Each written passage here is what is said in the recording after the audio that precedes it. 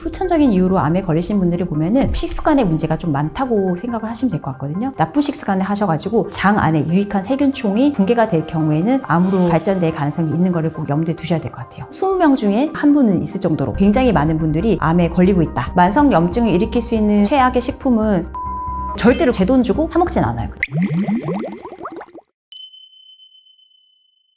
아직도 암이 무서운 이유는 말 그대로 암이 정복이 되지 않아서인 것 같거든요. 그리고 암이 발병률이 너무 많다 보니까 80세까지 산다고 쳤을 때 그 나이쯤 되면은 3분의 1 이상이 10분 중에서 한 3분, 4분 정도는 암에 걸려 있더라. 이제 한국인의 사망 원인 1위가 일단 암입니다. 그래서 암 자체가 불치병이라고 말을 했듯이 치료 자체가 완벽하진 않기 때문에 그래서 암이 무섭지 않나 싶습니다. 암 발병률은 꾸준히 증가를 하고 있어서요. 실제로도 수명이 늘어난 것도 이유가 있을 것이고 그다음에 진단 자체가 또 너무 잘 돼서 그런 것도 있고 기타 등등 여러 가지 거를 다 합쳤을 때 암 환자분들이 25만 명이 훨씬 넘는 걸로 지금 추산이 되고 있거든요. 급증하는 암 발생의 원인은 수명이 는 만큼 식사를 더 많이 하게 되고 즉 그 말은 내 입안으로 중금속이라든지 독성 물질에 노출이 된 그런 음식들을 또 먹게 될 수밖에 없고 이런 것들과 다 복합적으로 연관을 했을 때 만성염증이라는 작용이 점점 누적되는 결과물이지 않나 생각을 하고 있습니다. 네. 만성염증은 말 그대로 내가 오래 살기 때문에 만성적으로 어떤 나쁜 거에 노출이 되어서 염증 반응이 일어나는 거거든요. 그러니까 급성 반응은 한때 이벤트로 사라지는 거지만 이런 급성 반응들이 정말 누적이 되고 누적이 되면은 만성염증으로 가는 거죠. 꾸준히 내 세포들 하나하나에 나쁜 타격감을 주는 식습관을 가지고 있고 나쁜 생활습관을 하고 있다. 그러면 그거 모든 행위가 다 만성염증으로 이어지기 때문에 우리 몸 안에는 굉장히 많은 혈관들이 거미줄처럼 이어져 있잖아요. 그 혈관들이 먼저 타격을 입는 거죠. 혈관들이 다 좁아지고 수축을 하고 혈압도 오르고 그 과정에서 나쁜 세포에 노출되는 시간이 길어질 수밖에 없는 게 혈류가 되게 천천히 흐르게 되는 거죠. 피도 끈적끈적해지고 그런 모든 과정들로 인해서 결국에는 만성염증이 점점 더 악화되는 거죠. 악순환으로 인해서 결국 암이 생기지 않나 생각됩니다.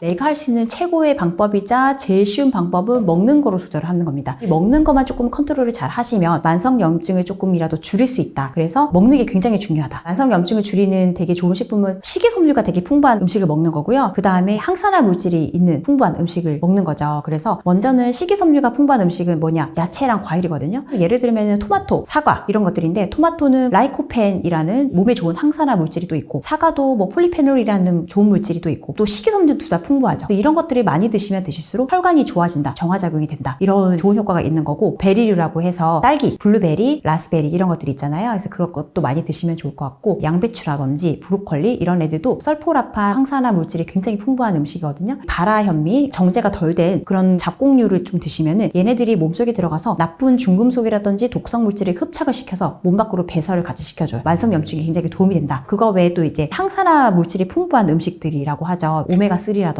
들기름이나 깨 이런 거 몸에 좋은 올리브 오일이 들어간 요리를 한 식품들 이런 것들을 드시는 것도 좋은 기름을 만드는 방향으로 가기 때문에 우리 혈관 속의 상태를 개선시킨다라고 생각을 하시면 될 것 같습니다. 이 음식들이 왜 어떻게 만성염증에 효과가 좋냐? 말 그대로 만성염증은 일단 첫 번째가 제일 중요한 게 혈관을 좋게 만들어야 되거든요. 혈관이 좋아야지 우리 몸속의 세포들이 구석구석 산소를 예쁘게 잘 전달을 하고 노폐물을 또 배설을 시켜서 나가고 이런 작용을 하는 거고 식이섬유가 풍부한 음식을 먹으면 몸에 나쁜 성분들을 빨리빨리 배출시켜주는 효과가 있어서 유해 물질에 노출되는 시간을 줄여주기 때문에 결국에는 혈관이 또 좋아지는 거고요. 그 다음에 항산화 물질이 풍부한 음식을 또 먹으면 산화되는 거를 막아주기 때문에 모든 음식들이 산패되는 과정에서 나쁜 성분들이 막 나오기 마련이거든요. 이런 것들 막아주는 그런 물질들을 가지고 있는 항산화 물질이 풍부한 음식들을 드시면 산패 과정도 막고 산화 과정도 막아주면서 만성염증 작용을 줄여주는 역할을 한다고 보시면 될 것 같아요. 그리고 이제 몸에 좋은 기름 성분 오메가3라든지 들기름이나 불포화 지방산이 풍부한 그런 음식을 드시면 우리 혈관 안에서 나쁜 기름을 좀 쫙쫙 빼주는 그런 역할을 하는 거죠. 그래서 나쁜 콜레스테롤은 낮춰주고 좋은 콜레스테롤은 올려주는 방향으로 가면 결국에는 혈관 속이 튼튼해진다. 혈액이 물 흐르듯이 흐르게 되고 끈적끈적하게 고이는 상태가 아니게 되는 거죠. 과일이나 야채 같은 경우는 생으로 섭취를 대부분 하는 게 좋다고 아마 아실 거예요. 그래서 주스로 드시는 거는 별로 안 좋아요. 왜냐하면은 갈아서 먹는 것 자체가 소화를 너무 잘 되게 하기 때문에 혈당 수치를 급격하게 올리거든요. 턱 관절을 씹음으로 해서 뇌에도 뇌신경에도 전달을 주고 그렇게 하면서 뭔가 각성을 주면서 세포들이 조금 하나하나 맛이 일을 하게 도와주는 게 좋거든요. 환자라든지 이빨이 안 좋으신 분들은 그렇게 먹을 수밖에 없겠지만 웬만하면은 이제 씹어서 먹는 걸 저는 추천드리고, 토마토 같은 경우는 라이코펜이라는 성분이 있어서 지용성과 작용을 되게 잘하기 때문에 고온에서 특히 기름을 넣어서 음식을 할 경우에 흡수가 더 잘 된다고 되어 있거든요. 브로콜리 같은 경우에는 한 3, 4분 정도 끓는 물에 데쳐가지고 먹으실 경우에 영양성분 흡수가 잘 된다고 되어 있거든요. 음식들 특징에 맞게 요리를 해서 드시면 좋을 것 같아요. 그리고 이제 불포화 지방산이 풍부한 견과류 같은 거, 땅콩이라든지 호두, 아몬드 이런 것들도 우리 몸에 있는 나쁜 콜레스테롤을 낮춰주고 좋은 콜레스테롤을 올려주는 좋은 역할을 하고 있기 때문에 하루에 한 줌 정도 해서 적정량 드시는 게 되게 좋다고 되어 있거든요. 다만 이제 견과류 같은 경우는 산패가 될 경우에는 아플라톡신이라고 해서 곰팡이 독소가 나올 수 있어서 유통기한을 꼭 지켜서 먹으셔야 돼요. 그래서 오래된 경우에는 그냥 과감히 딱 버리셔야 되고, 보관하실 때는 밀봉하셔서 냉동고에 보관을 하시고 되도록이면 이제 6개월 안으로 꼭 드시라고 되어 있거든요. 만약에 상온 보관을 하셨을 경우에 뭔가 쩐내가 난다, 그럴 경우에는 돈 아까워 하지 마시고 무조건 버리셔야 됩니다. 의외로 이제 만성염증에 효과가 있는 음식이라고 하면 다크 초콜릿이라고 해서 항산화 물질이 많기 때문에 만성염증에 좋다라고 되어 있어요. 근데 다만 조심하셔야 될 거는 과도한 섭취는 당 수치의 증가로 이어지기 때문에 적정량을 드시는 게 굉장히 좋을 것 같습니다. 네.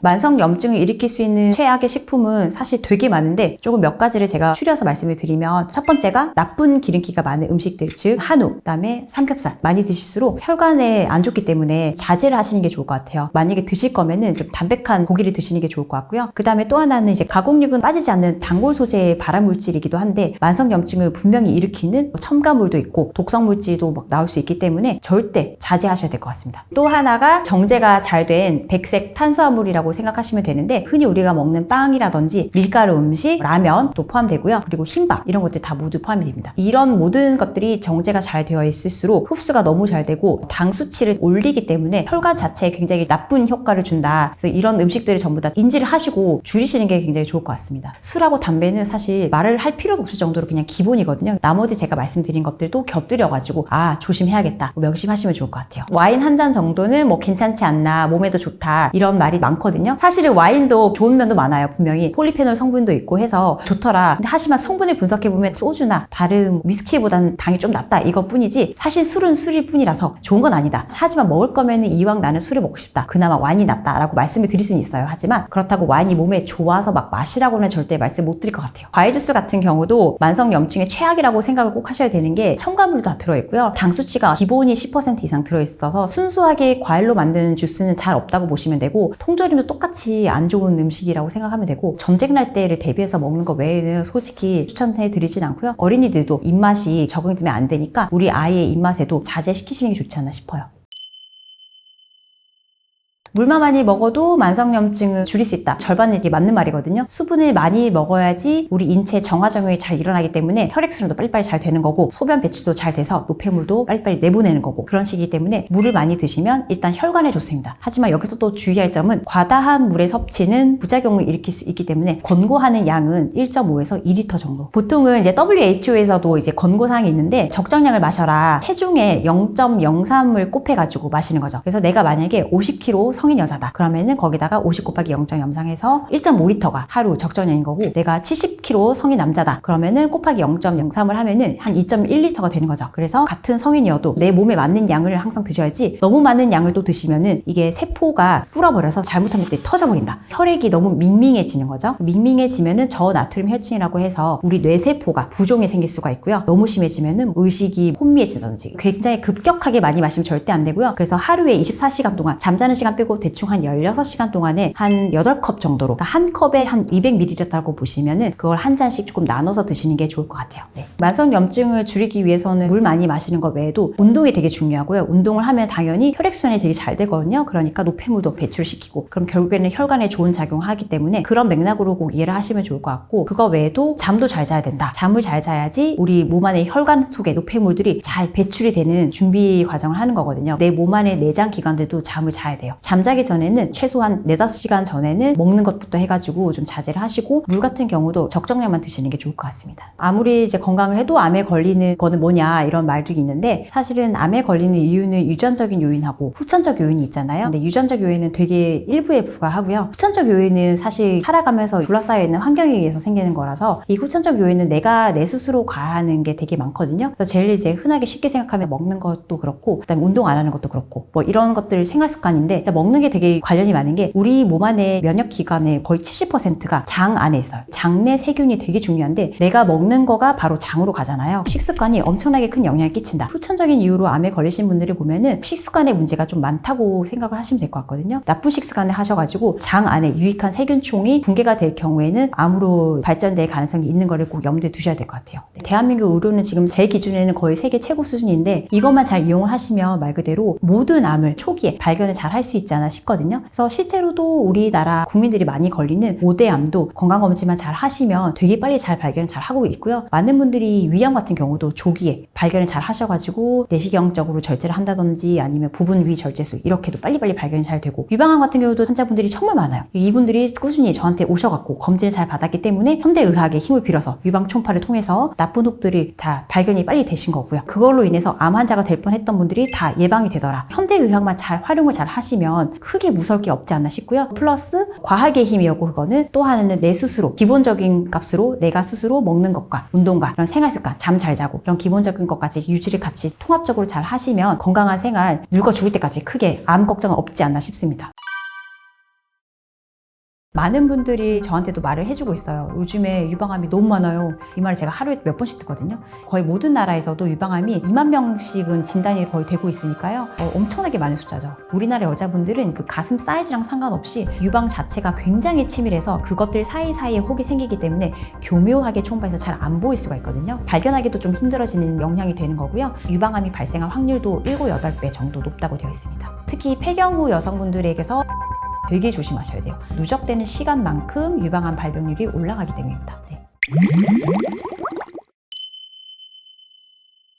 여성분들이 가장 조심해야 될 암은 단연코 유방암이라고 생각을 해요. 여성암 중에서 발병률 1위를 하고 있고 전 세계적으로도 유방암 발병률이 말 그대로 미친 듯이 올라가고 있거든요. 거의 모든 나라에서도 유방암이 2만 명씩은 진단이 거의 되고 있으니까요. 엄청나게 많은 숫자죠. 저도 실제로 체감을 굉장히 많이 하고 있고 많은 분들이 저한테도 말을 해주고 있어요. 요즘에 유방암이 너무 많아요. 이 말을 제가 하루에 몇 번씩 듣거든요. 그러니까 남의 일이 아니라고 생각이 듭니다. 네.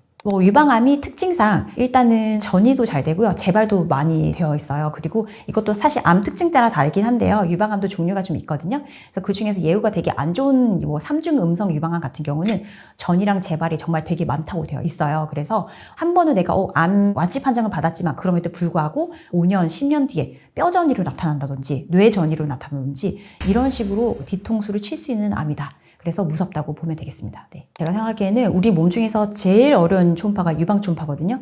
근데 유방 초음파는 솔직히 영상의학과 전문의 다 붙잡고 물어보시면 다들 맞다고 하실 거예요. 우리 손에 지문이 이렇게 다양해서 지문 가지고 신분증 인식을 하듯이 유방도 마찬가지로 유방 안에 실질이 사람마다 되게 다양해요. 그래서 정말 그냥 저도 볼 때마다 새롭거든요. 제가 이 업계에 이거를 전공했기 때문에 이렇게 말씀을 드리지만 진짜 어렵거든요. 그래서 유방 초음파가 굉장히 초기에 발견하기 어렵다. 왜? 어려우니까 그냥 말 그대로 다른 이유가 없습니다. 그냥 초음파가 어려워서 그렇습니다. 그래서 당연히 암이 되면은 누구나 발견을 할 수가 있어요. 암세포는 나 암이에요. 딱 보여주거든요. 그래서 일반인도 딱 보면 뭐야 저거 암 아니야? 이렇게 보일 정도로 되게 못되게 생겼어요. 근데 암이 되기 전에는 되게 혹이 교묘해가지고 엄청 감별하기 힘들거든요. 그래서 저도 많은 시행착오를 겪은 끝에 이 정도면은 암으로 갈 혹이다. 이런 걸 저는 이제는 알 수는 있지만 그럼에도 불구하고 아직도 배우는 중이고요. 되게 어렵습니다. 그래서 유방암 같은 경우는 초기에 발견하기 어렵다는 게 단순히 찾기가 어려워서 그렇습니다. 네.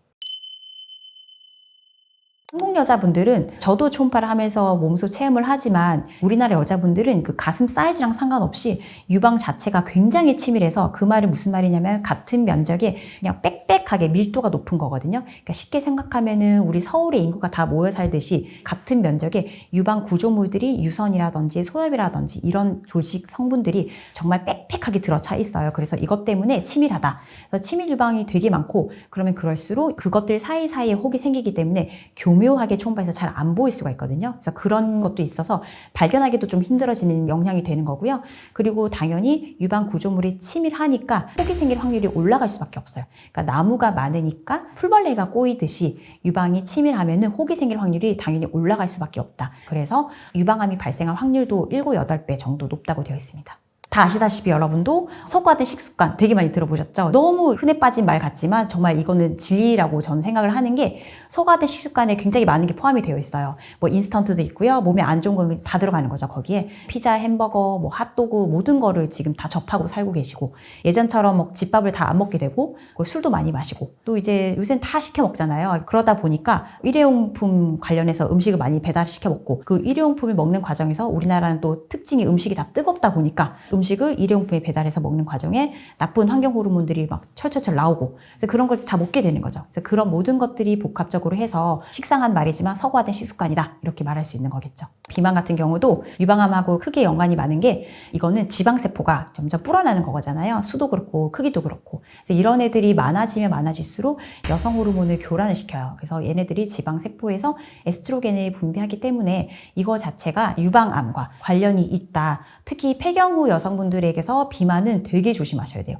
폐경 후 여성분들이 비만이 될수록 유방암 발병률은 확 올라갑니다. 유방암이라고 하는 거는 호르몬 때문에 생기는 암이거든요. 그래서 이 에스트로겐의 누적된 시간에 따라서 유방암에 발병될 확률이 올라가는 거다. 그래서 초경이 빨랐다. 그러면 에스트로겐 나는 빨리 이제 받아들인 거예요. 그래서 더 올라가는 거고 위험이. 그리고 내가 임신을 하게 되면 그동안은 에스트로겐이 안 나와요. 에스트로겐에 대해서 대항 효과가 있는 거고 그 다음에 출산하고 수유를 하는 과정에서도 또 에스트로겐이 또 다운이 되거든요. 그러니까 이런 기간이 길수록 즉 출산과 수유를 많이 할수록 에스트로겐에 노출되는 기간이 남들보다 이제 다운이 되는 거죠. 이런 식으로 해서 에스트로겐이 누적되는 시간만큼 유방암 발병률이 올라가기 때문입니다. 네.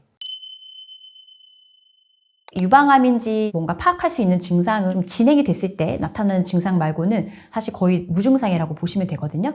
하지만 제가 유방암 환자분들 중에서 역으로 한 물어봤을 때 한 30% 정도는 유방 통증을 얘기를 하긴 해요. 즉 어떤 통증이냐면 유독 한쪽만 기분 나쁜 통증을 하루 이틀이 아니고 한 달, 2달 정도 갑자기 느꼈다. 지속되는 통증, 생리 주기랑 상관없는 그런 통증을 호소하시는 분들이 있고요. 유방 통증이 그래서 있으신 분들은 초음파로 꼭 확인을 해보셔야 될 것 같고요. 그 다음에 그거 외에 조금 진행됐을 때 나타나는 증상은 가슴에 말 그대로 덩이가 만져지는 거죠. 딱딱하게. 유방암 같은 경우는 흉벽에 거의 고정이 되기 때문에 움직이질 않아요. 그래서 만져보면은 착한 혹들은 말랑말랑 막 움직이는데 유방암은 정말 딱 붙어갖고 단단해요. 돌멩이처럼. 하지만 아프진 않고요. 그래서 그런 증상이 나타나고 또 때로는 유방암이 유두 쪽에 있다. 그러면은 피가 나는 혈성 분비물이 한쪽만 나타나는 거죠. 그래서 양쪽이 나타나면 차라리 괜찮은 거라서 뭐 암이 갑자기 동시에 양쪽이 생길 수는 없으니까요. 편성 분비물 이런 것들도 의심을 해봐야 되는 사인이겠습니다. 네. 일단은 저는 가족력과 그냥 상관없이 생리를 10대에 시작을 했고 20대가 됐다. 그럼 이제 보통은 에스트로겐 노출되는 시간 따라서 혹이 생긴다고 말씀 제가 드렸기 때문에 어느 정도 한 20대 초중반 이후부터는 한 번쯤 슬슬 초음파를 시작을 해봐야 될 나이거든요. 가족력이 있으면 그건 두말할 필요가 없고요. 가족력이라고 하면 여기서 내 직계가족의 2명 이상을 말을 하는 거거든요. 직계가족이나 뭐 한 분 정도 가지고는 가족력이라고 솔직히 하면 안 돼요. 요즘에는 암 환자가 너무 많아서 길만 건너면 다 암 환자가 있어요. 그래서 그 정도는 괜찮다고 보시면 될 것 같고요.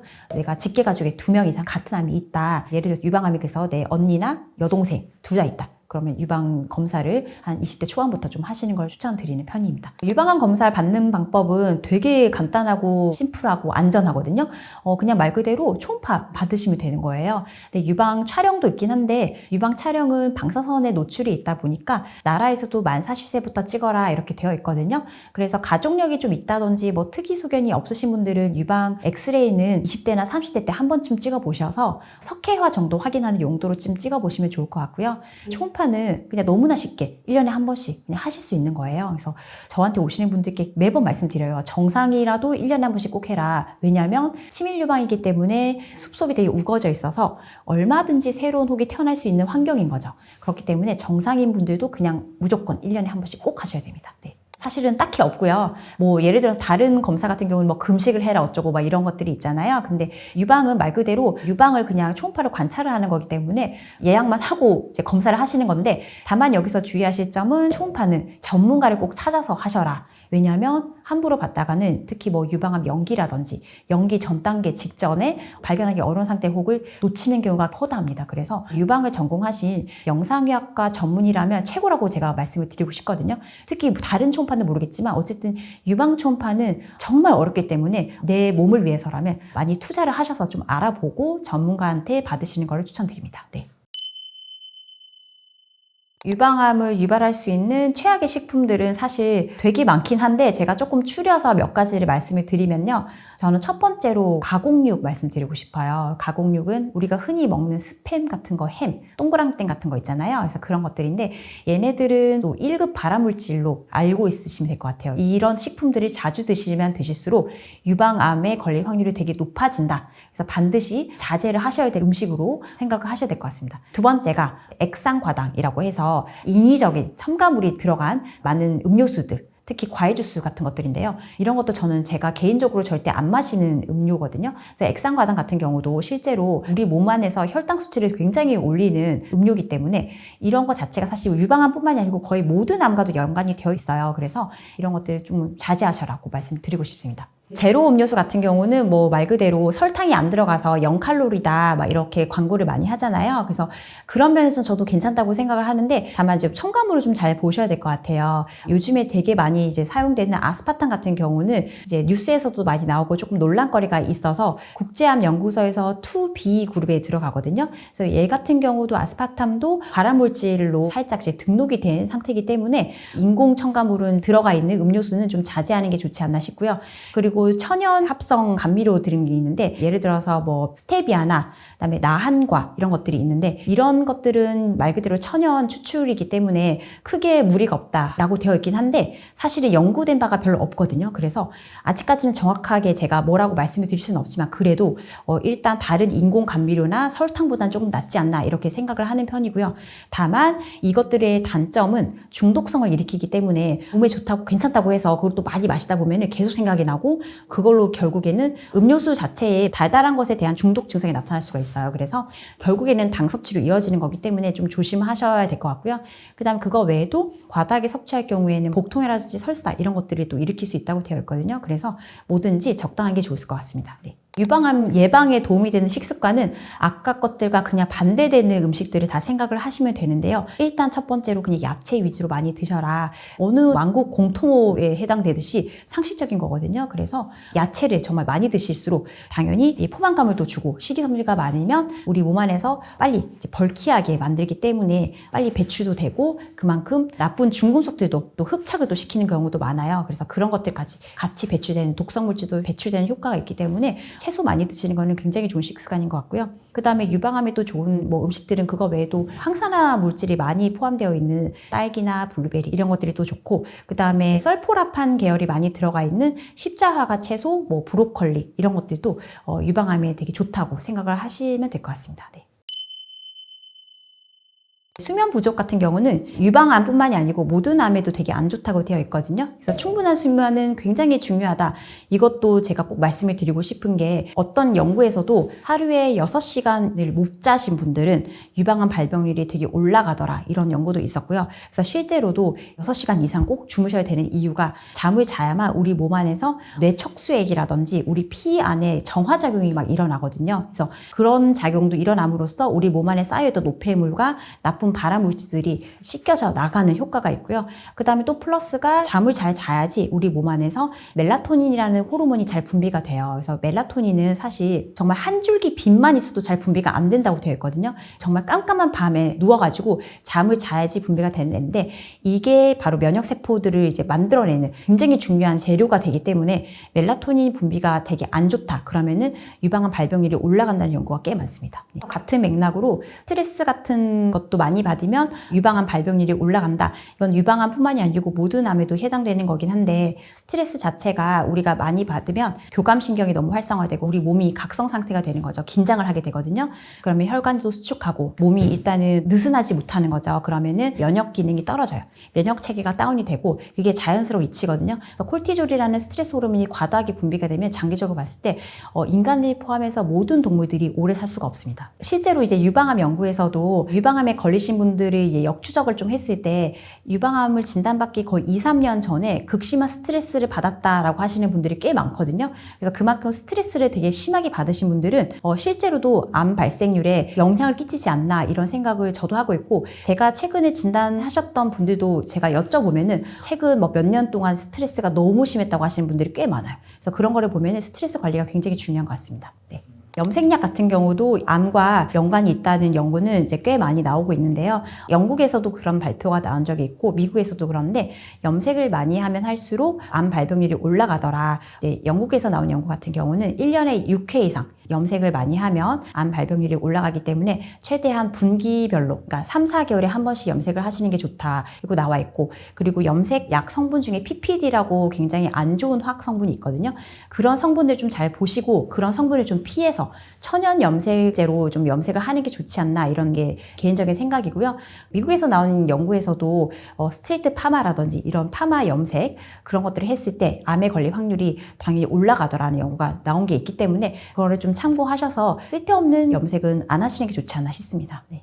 유방암이라고 하면 모든 암 중에서 특히 여성분들에서 1위를 기록하고 있는 만큼 굉장히 중요한 암이고요. 그래서 이거를 시청하고 계시는 분들이 여자분들이라면은 일단은 유방 초음파 제가 항상 말씀드리지만 1년에 한 번씩 반드시 꼭 하시기를 제가 개인적으로 부탁을 꼭 드리고요. 그거 외에 40세가 넘으신 분들은 나라에서는 2년에 한 번 유방 촬영수도 하라고 되어 있지만 저는 개인적으로 1년에 한 번씩 촬영수가 유방 초음파를 세트로 같이 하라고 말씀을 드리고 싶습니다. 그래서 내 건강은 증상이 없을 때 유방암도 마찬가지거든요. 증상이 없을 때 뭔가 만져지는 게 없을 때 그냥 빨리빨리 발견하시는 게 최고이기 때문에 초음파 당장 꼭 받아보시기를 추천드립니다. 네.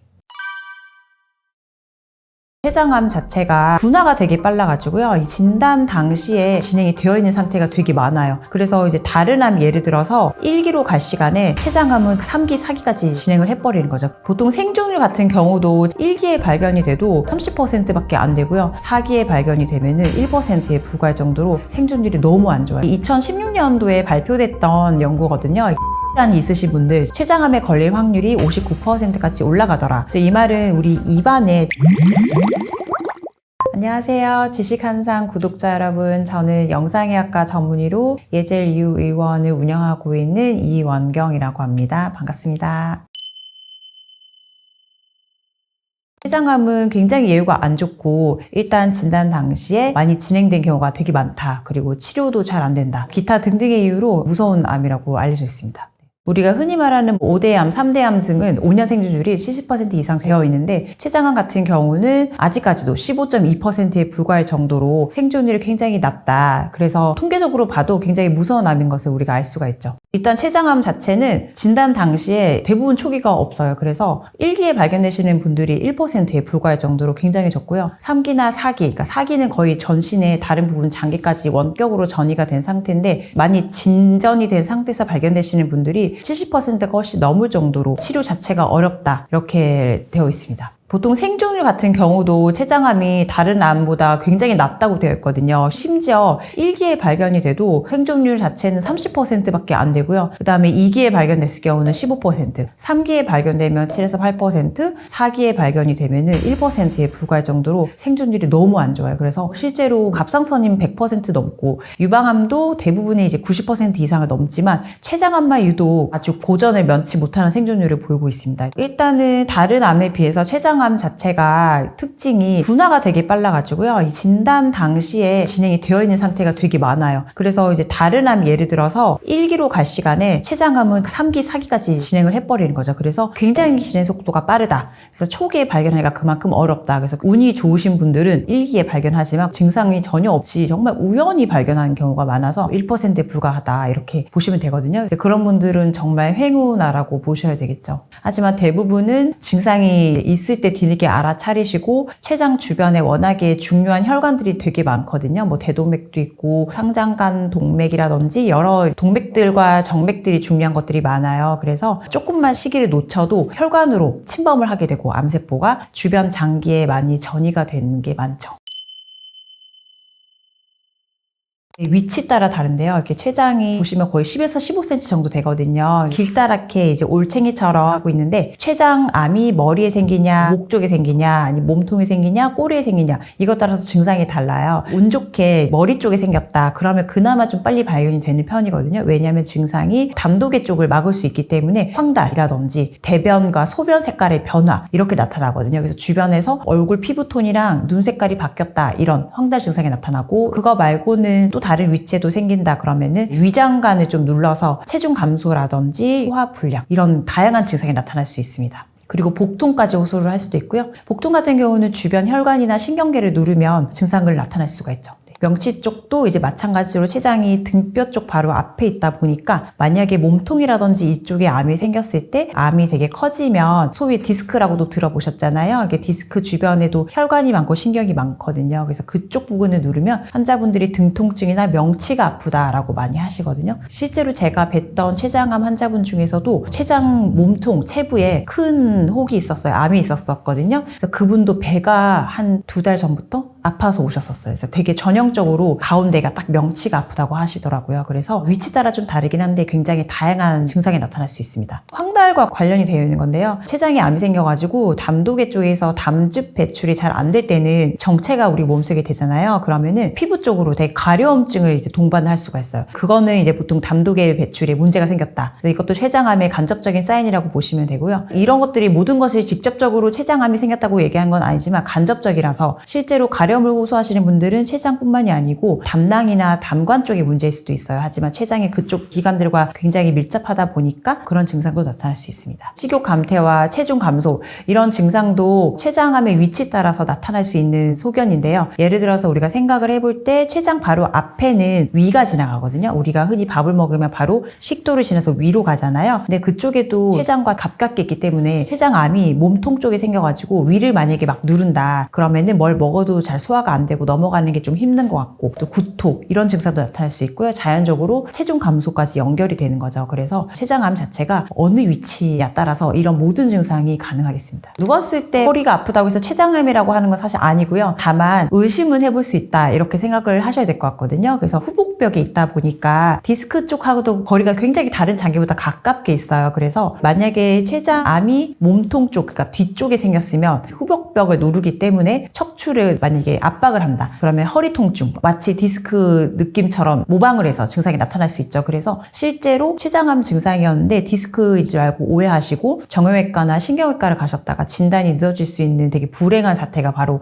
이런 비특이적인 증상 때문에 나타날 수가 있는 거죠. 당뇨는 췌장암과 굉장히 밀접한 관계가 있거든요. 예를 들어서 췌장암 환자분들은 진단 후 2년 안에 35%에서 당뇨가 발병 확률이 되게 높다고 되어 있고요. 다른 암보다는 거의 5배 이상 높다고 생각하시면 될 것 같습니다. 왜 그러냐면 상식적으로 췌장에 암이 생긴 건데 췌장이라는 것 자체가 인슐린을 만들어내는 공장이거든요. 근데 이 공장이 지금 망가지는 거잖아요. 암세포 때문에 당 수치를 조절하는 기능 자체가 다운이 될 수가 있다. 췌장암 환자분들은 당뇨에 걸릴 확률이 굉장히 높고 반대로 당뇨에 걸리신 분들도 췌장 관리를 그래서 잘해야 되는 이유가 되거든요. 그래서 그 둘은 굉장히 밀접한 관계가 되어 있다고 여러 논문에서 발표가 된 적이 있어요. 피부색과 눈 색깔, 즉 흰자의 변화거든요. 그 색깔의 변화도 대표적으로 췌장암을 시사하는 증상, 즉 황달인데요. 황달이 있을 때 우리 몸에서 담즙이 배출이 잘 안 되면 빌리루빈이라는 색소 때문에 얼굴과 눈알, 흰자가 노랗게 피부 자체가 약간 노리끼리하게 변하는 거죠. 그래서 이런 것들이 다 췌장암을 시사하는 간접적인 증상이 될 수가 있고 이거 외에도 담독의 쪽 문제가 있을 때도 당연히 이 모든 증상이 나타날 수 있습니다. 실제로 이게 2016년도에 발표됐던 연구거든요. 이게 자마라고 해서 거기서 발표한 내용인데 치주질환이 있으신 분들, 진지발리스라는 그런 세균이 있는 환자분들이 췌장암에 걸릴 확률이 59%까지 올라가더라. 이 말은 우리 입안에 치주질환이 있으면 만성염증이 생기는 거기 때문에 모든 혈관을 타고 이제 이동을 하는 거잖아요. 염증들이. 이거 자체로 인해서 혈중 속에 치주질환과 관련된 항체가 되게 증가한다고 되어 있어요. 그러면은 그걸로 인해서 췌장세포를 공격한다. 그래서 췌장암이 발생할 수 있다. 이런 요지에 2020년도에 논문이 발표가 된 적이 있었거든요. 그래서 양치질을 안 하면 췌장암에 잘 걸릴 수 있다 이런 말도 거기서 비롯된 거라고 생각을 하면 되는데 어쨌든 치주 질환 자체도 췌장암과 연관이 있더라라는 논문이 많이 있습니다. 만약에 내가 치주염이라든지 치주 질환을 좀 자주 앓으신다 그러신 분들이라면은 남들보다는 검사를 조금 자주 하시는 게 좋지 않나 싶습니다.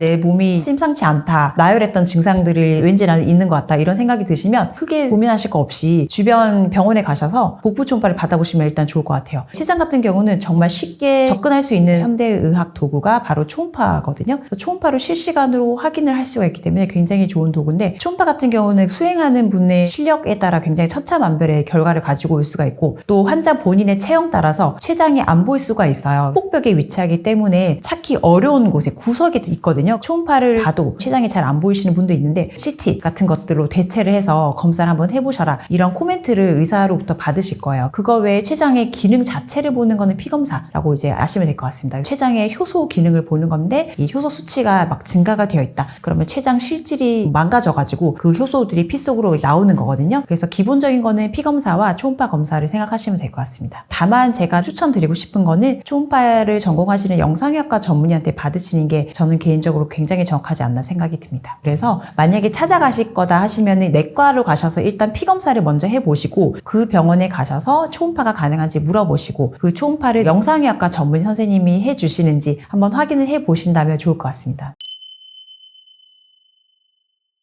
췌장암을 예방하기 위해서 반드시 끊어야 할 거는 사실은 첫 번째는 원래는 나이거든요. 근데 뭐 나이는 이게 불가항력이잖아요. 그래서 이거는 어쩔 수 없는 거고 기본적으로 술이랑 담배입니다. 특히 담배인데요. 이렇게 담배는 잘 알려진 췌장암의 강력한 위험인자라고 되어 있습니다. 그래서 담배는 절대 피우시면 안 되고 특히 가족력도 있으신데 피우시는 거는 자살행위다라고 꼭 생각을 하셔야 될 것 같습니다. 그리고 그거 외에도 고지방식이거든요. 지방이 많은 음식을 드시는 것도 췌장의 독약이 됩니다. 지방식이 즉 탄수화물식이에요. 흰밥이나 밀가루 음식들을 많이 먹으면 모두 우리 몸속에서 지방세포로 전환이 되기 때문에 결국은 췌장암과 연관이 되어 있다. 최대한 줄이시는 게 좋을 것 같아요. 그리고 또 하나가 설탕, 당이 많은 음식인데요. 당뇨랑 연관이 있기 때문에 당뇨가 걸리면 췌장암과도 절대 뗄 수 없는 관계가 된다고 말씀드렸듯이 당도 췌장 세포들이 많이 흡수하는 그런 에너지원이에요. 그리고 특히 췌장암이 굉장히 좋아하는 에너지원이거든요. 그렇기 때문에 설탕이 많이 들어간 달달한 음식들, 그 다음 플러스 기름진 음식들, 튀김류 이런 것들 다 모두 끊으시는 게 좋습니다. 저 같은 경우는 어릴 때였는데 피검사를 우연히 해봤더니 내당능 장애라고 해서 혈당 수치가 공복인데도 약간 올라가 있는 거죠. 그 당시에 단 거를 정말 많이 먹었거든요. 그래서 커피도 아메리카노 안 마셨고 항상 시럽을 듬뿍 넣은 커피를 마셨고 초콜릿, 사탕 되게 좋아했어요. 근데 그런 생활을 막 하다 보니까 저는 당연히 제가 어리니까 검사 결과도 정상일 줄 알았는데 그게 아니었던 거죠. 그래서 그거를 보고 저 나름대로 이제 충격을 받고 단칼에 끊었어요. 끊어보니까 그게 또 쉽게 되더라고요. 그래서 뭔가 내 스스로 내 자신에게 주입을 하는 거예요.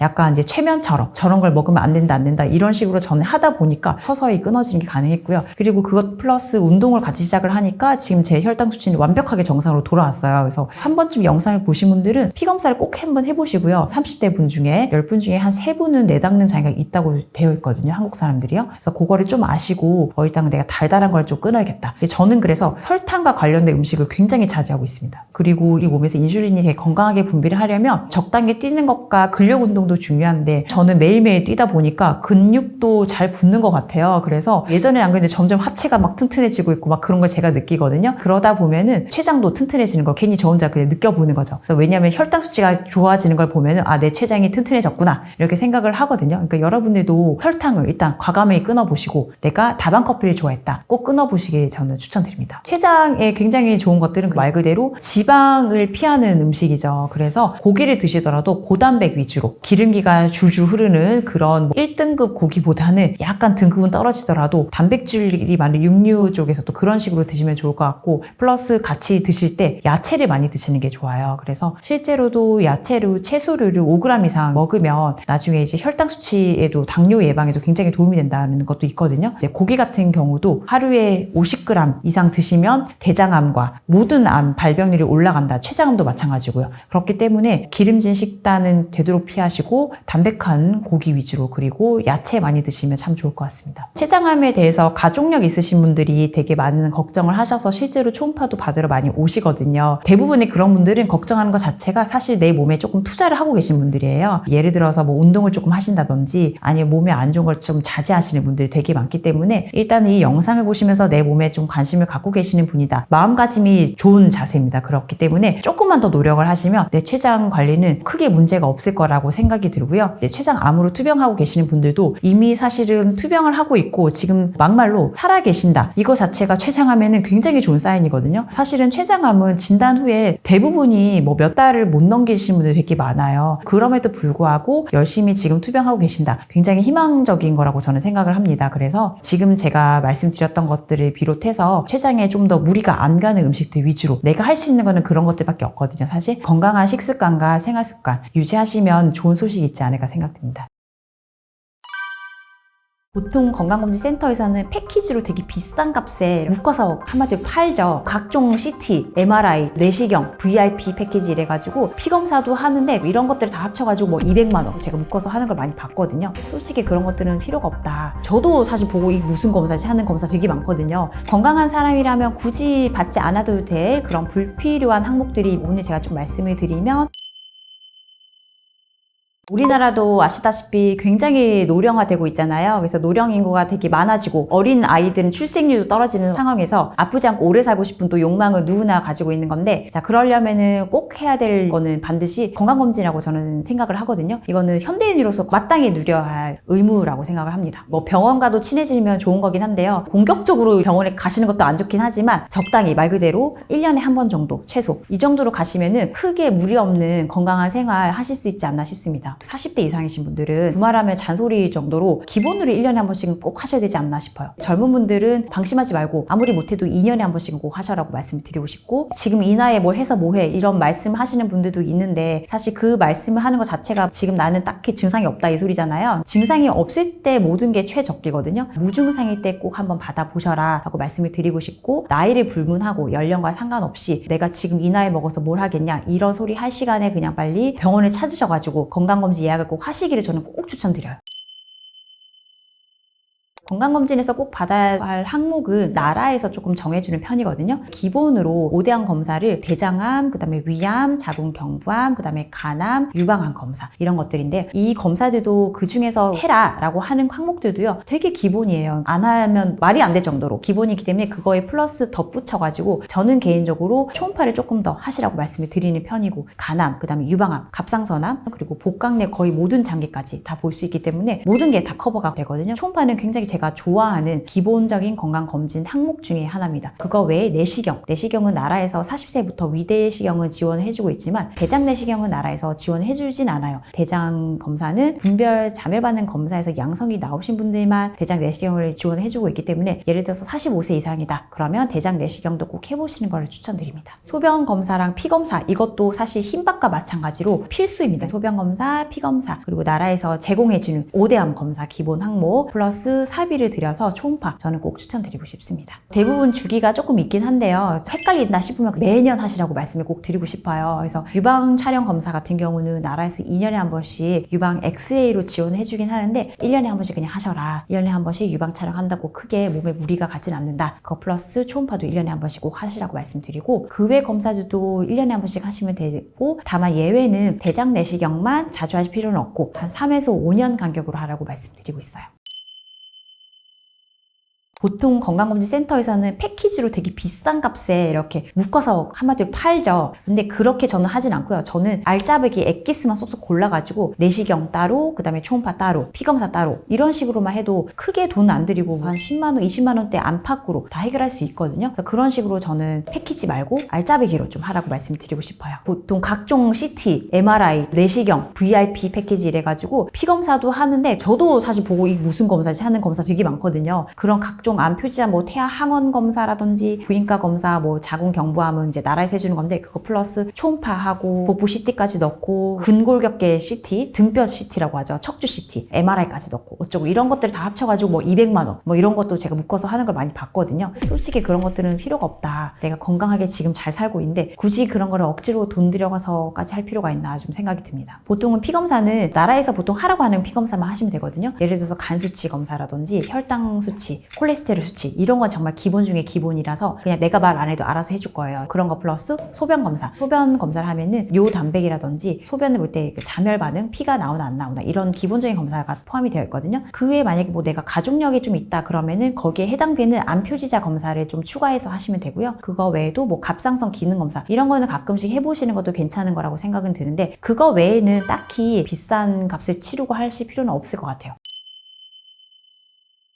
건강한 사람이라면 굳이 받지 않아도 될 그런 불필요한 항목들이 은근히 몇 개가 있어요. 그래서 이거를 잘 모르시는 분들이 있는데 오늘 제가 좀 말씀을 드리면 첫 번째로는 심장 초음파라고 생각을 하고 싶어요. 그러니까 심장 초음파는 심장 기형이 조금 있다든지 구조적인 문제가 있으신 분들은 당연히 해보는 게 맞는데 그게 아니고 내가 평소 일상생활 하는데 건강하게 살아왔고 크게 문제가 없다. 이러신 분들은 굳이 할 필요가 없는 거거든요. 또는 뭐 그거 외에 심장 관련 전문의 선생님이 심장 초음파를 좀 받아보시는 게 좋겠습니다. 라고 의견을 받으신 분들 아닌 분들은 굳이 비싼 돈 들여가면서 할 필요 없을 것 같습니다. 그 다음에는 조영제를 쓰지 않은 복부 CT라고 말씀드리고 싶은데요. 조영제를 쓰지 않았을 경우에는 복부 CT가 크게 도움을 주는 경우가 없어요. 왜냐하면 TV를 볼 때 흑백 영화처럼 다 까맣게 나오거든요. 우리가 복부 CT를 찍는 이유는 복강 내 장기에 뭔가 종양이 있다든지 발견하고 싶어서 찍는 건데 조영제가 안 들어갔을 경우에는 윤곽만 보일 뿐 장기에 그림자만 보이고요. 조영제를 넣어야만 이 장기 안에 의명이 다 들어가서 혹이 있을 경우도 혹이 짠하고 보이게 되고 하얗게 나타날 수도 있고 이런 식으로 다르게 보입니다. 그래서 조영제를 쓰지 않았을 경우에는 크게 얻을 수 있는 정보가 별로 없고 오히려 방사선에 노출만 될 뿐이지 몸만 모르는 그런 상황이 될 수가 있습니다. 그래서 저는 개인적으로 복부 CT 찍을 때는 이왕이면 조영제를 넣는 거 외에는 굳이 추천드리지는 않습니다. 모든 CT는 방사선에 노출이 있거든요. 그래서 딱 초음파처럼 안전한 게 아니기 때문에 내 몸에 득이 된다고 느껴질 때, 즉 의사의 소견에 따라서 CT를 찍는 게 맞아요. 그래서 우리나라에서는 지금 복부 CT가 굉장히 많은 병원에 보급이 되어 있어서 남발되는 경향도 없지 않아 있거든요. 건강검진에서 증상이 없으신 분들인데도 조영제가 들어간 복부 CT도 찍고 닥치는 대로 찍는 걸 제가 패키지처럼 뇌 CT, 그 다음에 흉부 CT, 복부 CT, 그 다음 척추 CT 이런 식으로 그냥 다 찍어버린 거죠. 그러면은 방사선의 노출이 그분은 되게 어마어마하게 사실 되는 거거든요. 솔직히 안 해도 되는 걸로 그냥 한 거다. 방사선 같은 경우는 웬만하면 꼭 필요할 경우에 하셔라. 그리고 그런 와중에 복부 CT 같은 경우도 조영제가 안 들어갔을 때는 얻을 수 있는 정보가 없는데 그 와중에 CT까지 찍어버리면 득이 될 게 없다. 그래서 저는 CT를 찍으실 거면은 복부 CT 조영제가 들어간 걸 좀 추천드리는 편인데 다만 여기서 주의하실 거는 조영제에 대해서 알러지 반응이 있으신 분들이 있어요. 그리고 콩팥이 조영제를 배설을 해야 되기 때문에 콩팥 기능이 안 좋으신 분들은 콩팥 수치가 또 확 나빠질 수가 있거든요. 그래서 이런 것도 전문의 소견 따라서 필요하신 분들 한해서 찍으시는 게 좋습니다.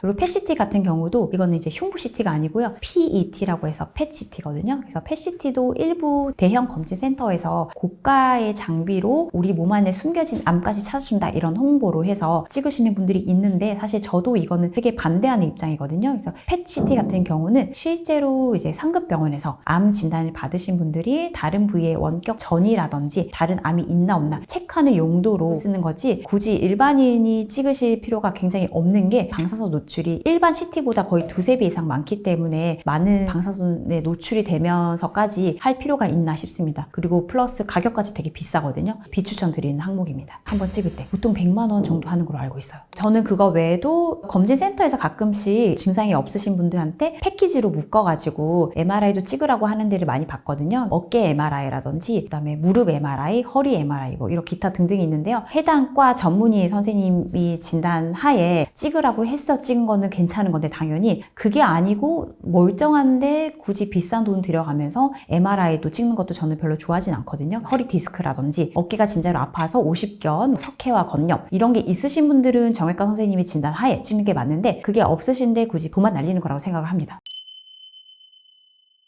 젊은 연령대에서 발병하는 암이 또 있기 때문에 나이대별로 제가 조금 추천을 드리면 20, 30대에 많이 걸리는 암이 갑상선암, 유방암, 자궁경부암 이렇게 있거든요. 그래서 이거를 타겟팅 하셔가지고 갑상선 초음파 받아보시면 되고 유방 초음파, 유방 촬영. 유방 촬영은 사실 나라에서 40세부터 하라고 되어 있긴 한데 한 번쯤은 찍어보시는 것도 괜찮아요. 그래서 찍어보시고 나쁜 석회화가 없다 그러면 굳이 그 다음 해부터 찍으실 필요가 없거든요. 그 다음에 초음파는 몸에 안전하기 때문에 매년 꼭 하셔야 돼요. 그리고 자궁경부암 같은 경우도 이것도 나라에서 20세부터 자궁경부암 검사를 지원해주기 때문에 그걸 적극 활용해 보시면 될 것 같습니다. 40대가 됐다 그러면은 이제 내시경 꼭 필수로 하셔야 됩니다. 나라에서도 위내시경 지원해주긴 하지만 저는 대장 내시경도 웬만하면 30대부터 한번 해봐라 말씀을 드리고, 건강하신 분들이라면 자주 하실 필요 없고 5년 간격으로 좀 하셨다가 50세가 됐다 그러면 3에서 5년 간격으로 하시면 좋을 것 같습니다. 경동맥 초음파도 추가하셔서 혈관 상태를 확인을 해보는 거죠. 경동맥도 웬만하면은 40대가 넘으면 해보시는 게 좋습니다. 40대 이후에 경동맥 검사를 안 하면 갑자기 급사할 수 있다 이런 말은 이제 살짝 과장된 거긴 한데요. 그만큼 경동맥 초음파가 굉장히 중요하다고 생각을 하셔야 되는 게, 경동맥은 말 그대로 우리 목에서 이렇게 양쪽에 하나씩 가로질러서 지나가는 혈관이에요. 움푹 패인 곳에 이제 맥박이 있을 거예요. 여기로 경동맥이 지나가는데 올라가서 뇌혈관으로 되는 거죠. 그래서 뇌 속으로 들어가는 건데, 경동맥에 문제가 있으면 뇌혈관에도 당연히 문제가 있을 수밖에 없는 거거든요. 말 그대로 뇌혈관이 되는 대표적인 대문에 해당되는 혈관이라서 그런 건데, 경동맥이 굉장히 협착이 되어 있으신 분이다 그러면 뇌혈관은 말할 필요 없이 진짜 엉망진창이라는 거죠. 경동맥에 협착이 있으신 분은 빨리 신경과 진료를 보셔가지고 혈관 상태를 꼭 파악을 하셔야 되는 거거든요. 뇌혈관 상태를 보고 싶다 그러면 경동맥 초음파를 꼭 확인해 보셔야 됩니다. 뇌 검사는 이제 말 그대로 CT나 MRI가 있는데, 사실 뇌 CT는 큰 정보를 얻을 수 있는 건 없어요. 뇌 CT는 교통사고를 당해가지고 뇌 출혈이 의심될 때, 급박한 상황일 때 이렇게 확인용으로 많이, 뇌 CT가 출혈을 또 잘 보긴 하거든요. 첫 검사로 간편하게 2, 3분이면 촬영이 끝나거든요. 그래서 그거 외에 증상이 없으실 때는 뇌 CT가 큰 도움을 주진 않고요. 다만 제가 개인적으로 추천하는 거는 뇌 MRI랑 좀 다른 건데, 뇌혈관을 보는 거라서 뇌 MRI 플러스 뇌 MRA 두 개 같이 찍어도 좋고요. 어쨌든 그걸 찍어보시면 우리 뇌혈관 자체를 평가를 할 수가 있는 거죠.